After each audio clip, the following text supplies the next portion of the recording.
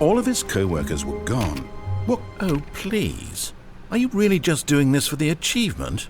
Click a door 5 times. Is that all that you think an achievement is worth? No. I can't just give these merits away for such little effort. A measly 5 clicks. Now suppose you were to click the door 20 times. I would say that's the kind of effort that warrants recognition. I have to say I'm still not feeling the satisfaction of witnessing true effort for a noble cause. Perhaps 50 clicks will do it. Yes, almost certainly 50 clicks.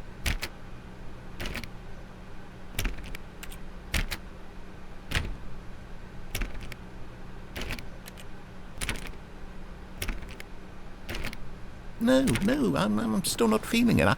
I want this achievement to have meant something. It has to be a true reward for valiant effort. I want to see some hustle, Stanley. I want to see commitment, a willingness to go all the way, no matter what the cost. Why don't you go put 20 clicks into door number 417?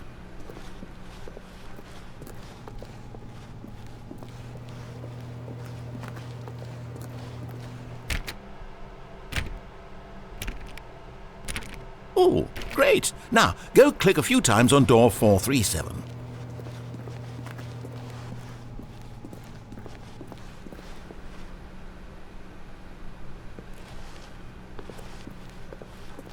Excellent. I think we're getting somewhere. Now, door 415. Let's give it 10 clicks or so.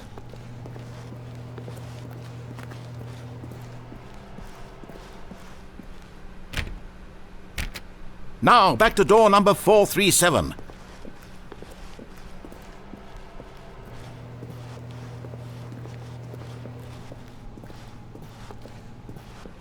Let's see. How about you click on, well, I don't know, the copy machine? All right, back to room 417. I'm really feeling it now. I think we're getting somewhere.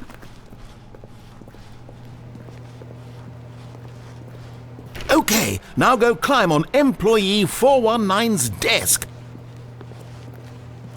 Yes! This is great! You're putting it all on the line, Stanley. I like that. All right, let's keep it up. Go give me a few clicks on door 416. We've almost got it! Now the copy machine, do that one again!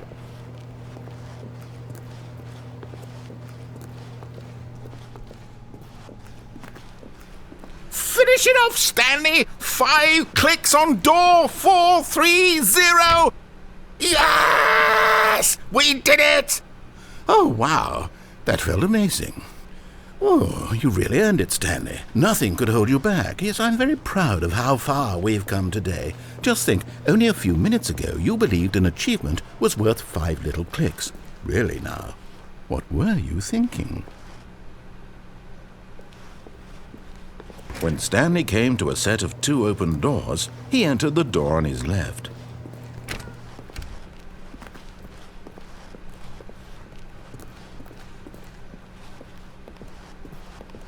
Yet there was not a single person here either. Feeling a wave of disbelief, Stanley decided to go up to his boss's office. Coming to a staircase, Stanley walked upstairs to his boss's office.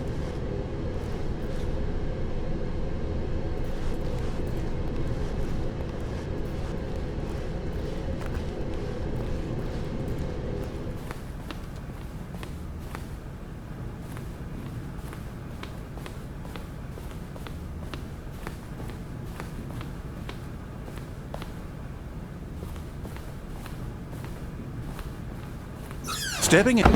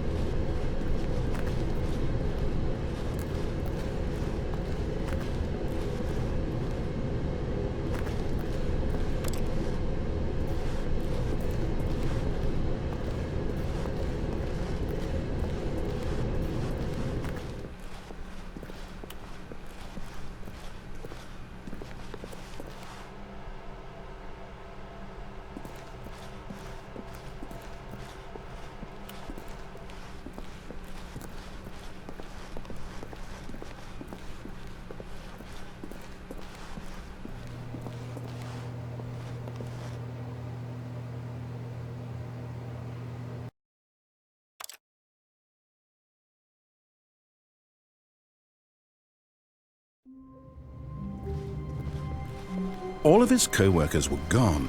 What could it mean? Stanley decided to go to the meeting room. Perhaps he had simply missed a memo.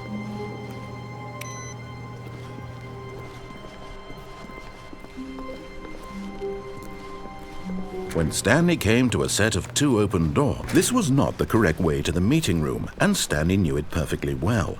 Perhaps he wanted to stop by the employee lounge first, just to admire it. Ah, yes, truly a room worth admiring. It had really been worth the detour after all, just to spend a few moments here in this immaculate, but eager to get back to business, Stanley took the first open door on his left.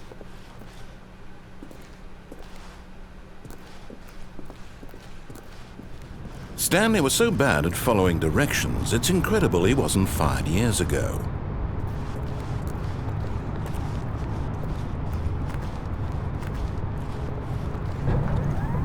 Look, Stanley, I think perhaps we've gotten off on the wrong foot here.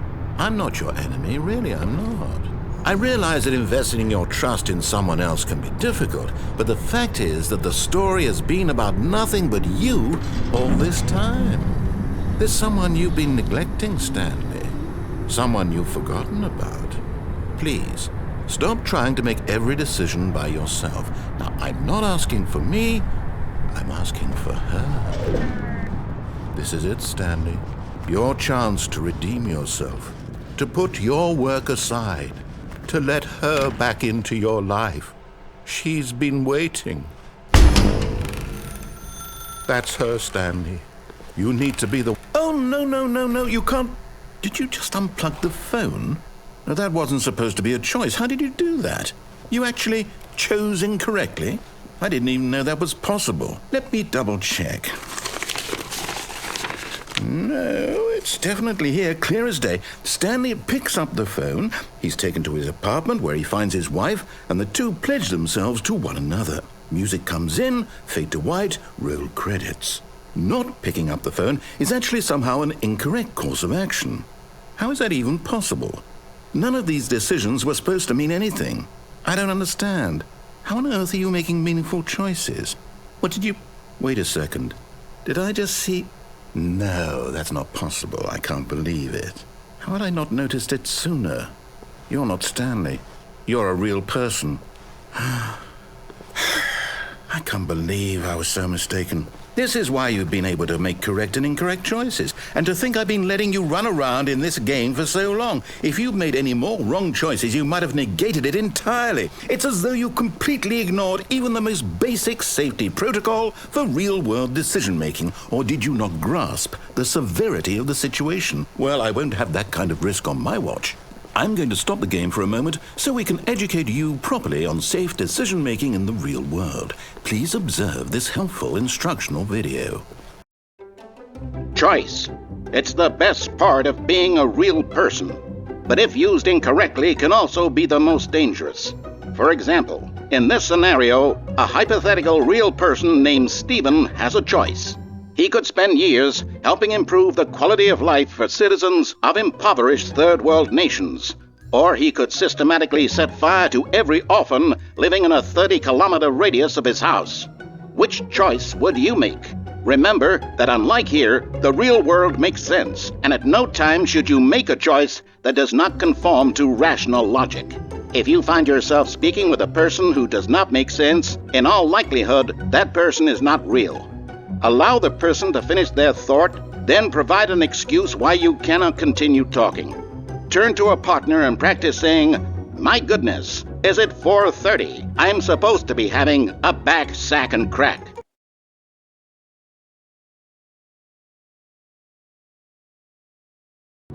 Excellent. Making choices on a regular basis is the best part to a healthy decision-making process. Most medical professionals recommend making at least 8 choices per day.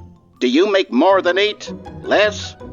And finally, if you begin to wonder if your choices are actually meaningful and whether you'll ever make a significant contribution to the world, just remember that in the vast infiniteness of space, your thoughts and problems are materially insignificant, and the feeling should subside.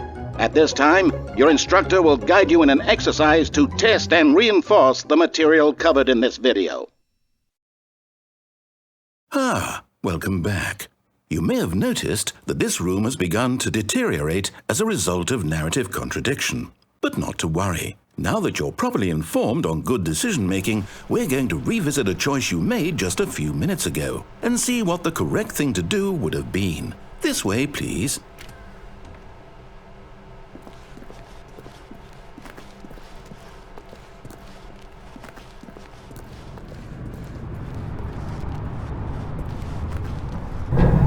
Now that we know your choices are meaningful, we can't have you jumping off the platform and dying.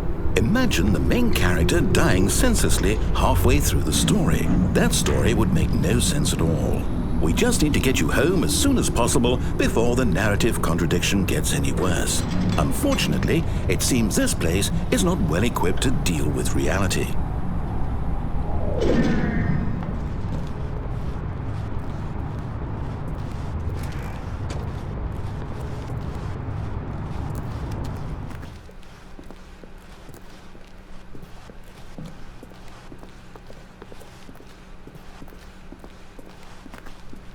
Almost there. You'll take the door on the left, back to the correct ending, the story will have resolution once again, and you'll be home free in the real world. Now remember, all you need to do is behave exactly as Stanley would. That means choosing responsibly and always putting the story first. I'm quite sure you'll be up to the task. Just follow my lead and you'll be fine. All right. When Stanley came to a set of 2 open doors, he entered the door on his left. No! Why did you do that? Quickly, hurry back in the other direction. Perhaps we're not too late.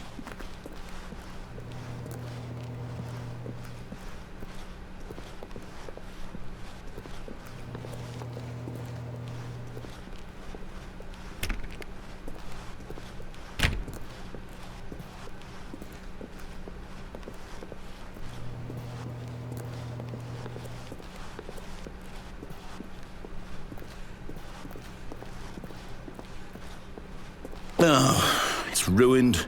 I can't believe, after everything we talked about, that my story, you've destroyed my work. Why? For what? What did you get out of that? What did you think was so special about seeing the game undone, left here like so much garbage? It's worthless now. And what am I supposed to do? Even if there were a way to continue, would it be worth it? To know that my story is now incorrect? How can I go back to that? I can't erase that knowledge. I'll have to live with it forever, reliving its impossibility forever. I couldn't live that way. Is it better to shut the game down entirely? To willingly destroy all of my work? I don't know. What's the answer? What do I do? What do I do? What do I... No, I have to. I have to shut the game down. I have to. I have to.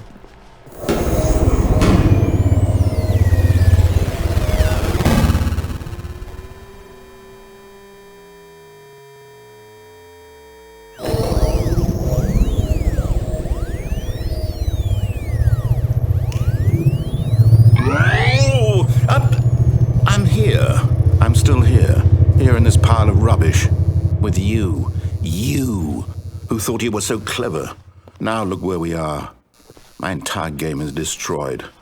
It was the only thing in the world that was mine, and you've run it into the ground. What, did you think that would be funny? You just had to see? Didn't I impress upon you how important it was to be like Stanley? He actually knows how to do what I tell him to. He understands that if I say to do something, there's a damn good reason for it. That thought hadn't even occurred to you, had it? That there's a world outside of you? You're a child. Oh, my story. If you'd just gone through the door on the left, you would have seen it. There was a whole underground facility. You would have destroyed it and been victorious. It would have been so perfect. I worked so hard on it. I tried so hard. Behave exactly as Stanley would. That means choosing responsibly and always putting the story first. I'm quite sure you'll be up to the task. Just follow my lead and you'll be fine. All right. When Stanley came to a set of 2 open doors, he entered the door on his left.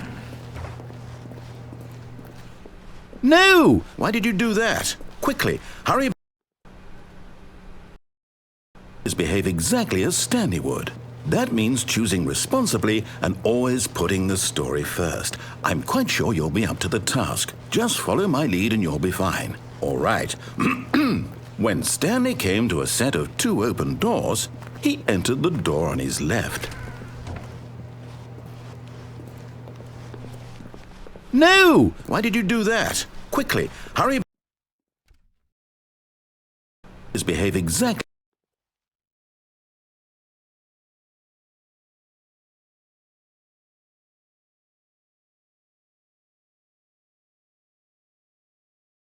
When Stanley came to a set of 2 open doors, he entered the door on his left.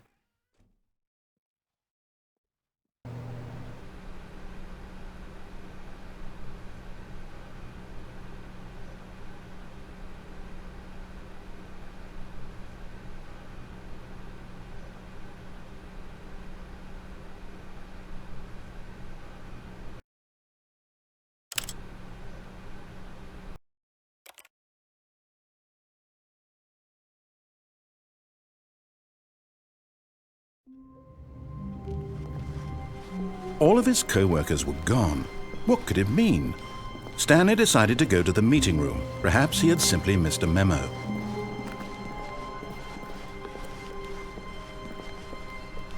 When Stanley came to a set of 2 open doors, he entered the door on his left.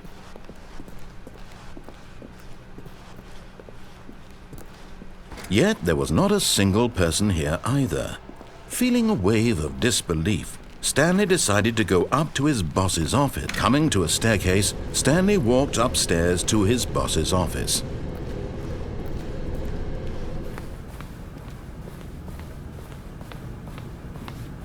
Stepping into his manager's office, Stanley was once again stunned to discover not an indication of any human life. What could it mean? Stanley wondered aloud to nobody. He began wildly tearing through papers on the boss's desk, pulling books off the shelf, looking behind paintings, desperate for clues to his situation. But his attention was caught by a keypad behind the boss's desk. What could its purpose be? In fact, this keypad guarded the terrible secret that lay buried below. Stanley was in such a rush to get through the story as quickly as possible, he didn't even have a single minute to just let the narrator talk. That kind of anxiety isn't healthy, so he relaxed for a few moments with some calming New Age music.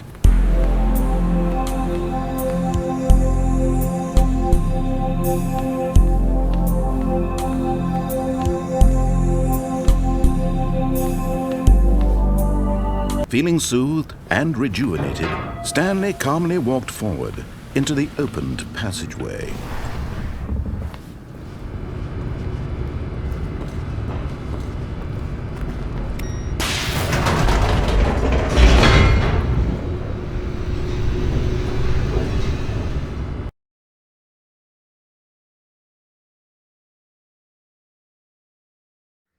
Descending deeper into the building, Stanley realized he felt a bit peculiar.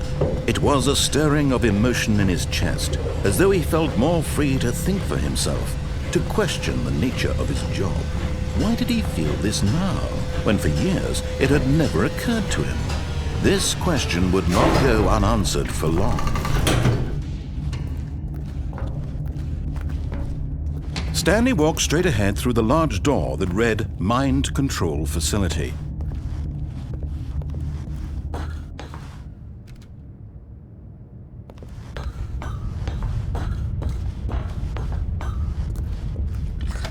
The lights rose on an enormous room packed with television screens. What horrible secret did this place hold? Stanley thought to himself. Did he have the strength to find out?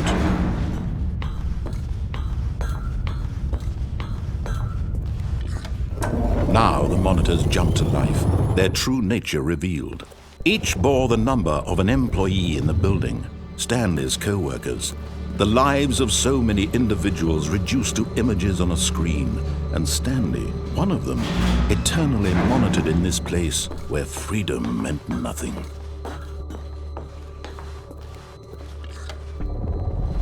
This mind control facility, it was too horrible to believe. It couldn't be true. Had Stanley really been under someone's control all this time? Was this the only reason he was happy with his boring job? That his emotions had been manipulated to accept it blindly? No, he refused to believe it. He couldn't accept it. His own life in someone else's control? Never! It was unthinkable, wasn't it? Was it even possible? Had he truly spent his entire life utterly blind to the world? But here was the proof, the heart of the operation. Controls labeled with emotions, happy or sad or content, walking, eating, working, all of it monitored and commanded from this very place. And as the cold reality of his past began to sink in, Stanley decided that this machinery would never again exert its terror. Oh, Stanley, you didn't just activate the controls, did you? After they kept you enslaved all these years, you go and you try to take control of the machine for yourself. Is that what you wanted? Control? Oh, Stanley, I applaud your effort, I really do. But you need to understand, there's only so much that machine can do. You were supposed to let it go, turn the controls off, and leave. If you want to throw my story off track, you're going to have to do much better than that. I'm afraid you don't have nearly the power you think you do. For example, and I believe you'll find this pertinent, Stanley suddenly realized he had just initiated the network's emergency detonation system. In the event that this machine is activated without proper DNA identification, nuclear detonators are set to explode, eliminating the entire complex. How long until detonation then? Let's say, 2 minutes. Now this is making things a little more fun, isn't it, Stanley? It's your time to shine. You are the star. It's your story now. Shape it to your heart's desires. Oh, this is much better than what I had in mind. What a shame we have so little time left to enjoy it. Mere moments until the bomb goes off. But what precious moments each one of them is. More time to talk about you, about me, where we're going, what all this means. I barely know where to start. What's that? You'd like to know where your co-workers are? A moment of solace before you're obliterated? All right, I'm in a good mood. You're going to die anyway. I'll tell you exactly what happened to them. I erased them. I turned off the machine. I set you free. Of course, that was merely in this instance of the story. Sometimes when I tell it, I simply let you sit there in your office forever, pushing buttons endlessly and then dying alone. Other times, I let the office sink into the ground, swallowing everyone inside, or I let it burn to a crisp. I have to say this, though, this version of events has been rather amusing. Watching you try to make sense of everything and take back the control wrested away from you, it's quite rich. I almost hate to see it go. But I'm sure whatever I come up with on the next go-around will be even better. My goodness, only 34 seconds left. But I'm enjoying this so much. You know what? To hell with it. I'm going to put some extra time on the clock. Why not? These are precious additional seconds, Stanley. Time doesn't grow on trees. Oh dear me, what's the matter, Stanley? Is it that you have no idea where you're going or what you're supposed to be doing right now? Or did you just assume when you saw that timer that something in this room was capable of turning it off? I mean, look at you. Running from button to button, screen to screen, clicking on every little thing in this room. These numbered buttons, no, these colored ones. Or maybe this big red button, or this door. Everything, anything, something here will save me. Why would you think that, Stanley? That this video game can be beaten? Won? Solved? Do you have any idea what your purpose in this place is? Stanley, you're in for quite a disappointment. But here's a spoiler for you. That timer isn't a catalyst to keep the action moving along. It's just seconds ticking away to your death. You're only still playing instead of watching a cutscene because I want to watch you for every moment that you're powerless, to see you made humble. This is not a challenge, it's a tragedy. You wanted to control this world, that's fine. But I'm going to destroy it first, so you can't. Take a look at the clock, Stanley. That's 30 seconds you have left to struggle. 30 seconds until a big boom and then nothing. No ending here, just you being blown to pieces. Will you cling desperately to your frail life, or will you let it go peacefully? Another choice. Make it count, or don't. It's all the same to me, all a part of the joke. And believe me, I will be laughing at every second of your inevitable life from the moment we fade in until the moment I say, happily ever up.